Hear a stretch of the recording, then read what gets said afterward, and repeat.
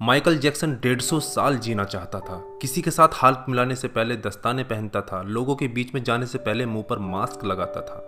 उसकी देखरेख करने के लिए उसने अपने घर पर लगभग 12 डॉक्टर नियुक्त किए हुए थे, जो उसके सर के बाल से लेकर पांव के नाखून तक की जांच दिन प्रतिदिन किया करते थे। उसका खाना लेबोरेटरी में चेक होने के बाद उसे खिलाया जाता था। उसको व्यायाम कराने के लिए 15 लोगों को रखा हुआ था। माइकल जैक्सन अश्वेत था। उसने 1987 में प्लास्टिक सर्जरी करवाकर अपनी त्वचा को गोरा बनवा लिया था। अपने काले माँ बाप और काले दोस्तों को भी उसने छोड़ दिया। गोरा होने के बाद उसने गोरे माँ बाप को किराए पर लिया और अपने दोस्त भी गोरे बनाए। शादी भी गोरी औरतों के साथ की। नवंबर 15 को माइकल ने अपनी नर्स डेबी रो से विवाह किया, जिसने प्रिंस माइकल जैक्सन जूनियर और पेरिस माइकल कैथरीन को जन्म दिया। वो 150 साल तक जीने के लक्ष्य को लेकर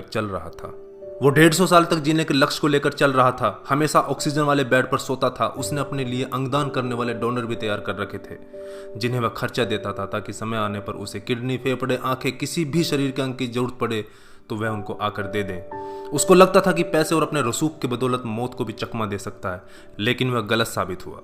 25 जून 2009 को उसके दिल की धड़कन रुकने लगी। उसके घर पर 12 डॉक्टर्स की मौजूदगी में हालत काबू में नहीं आई। सारे शहर के डॉक्टर उसके घर पर जमा हो गए, वह भी उसे नहीं बचा पाए। उसने 25 साल तक बिना डॉक्टर से पूछे कुछ नहीं खाया था। अंत समय में उसकी हालत बहुत खराब हो गई थी।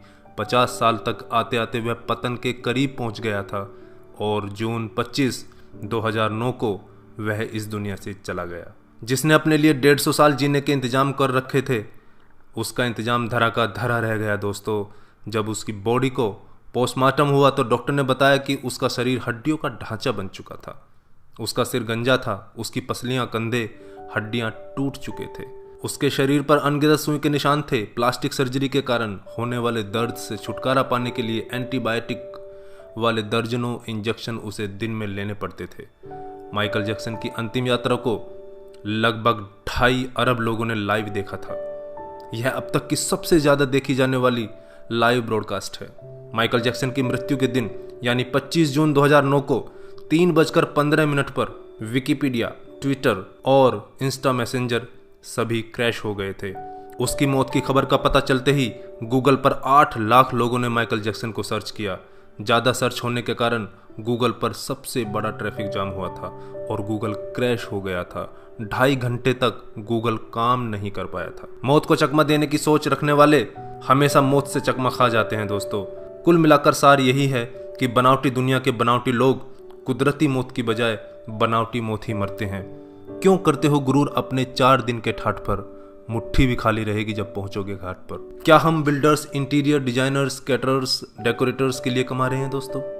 हम बड़े बड़े कीमती मकानों और बेहद खर्चीली शादियों से किसे इंप्रेस करना चाहते हैं?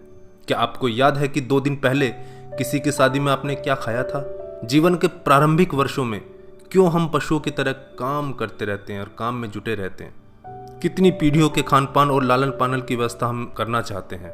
हम में से अधिकांश लोगों के 2 बच्चे हैं, बहुत का तो सिर्फ एक ही बच्चा है।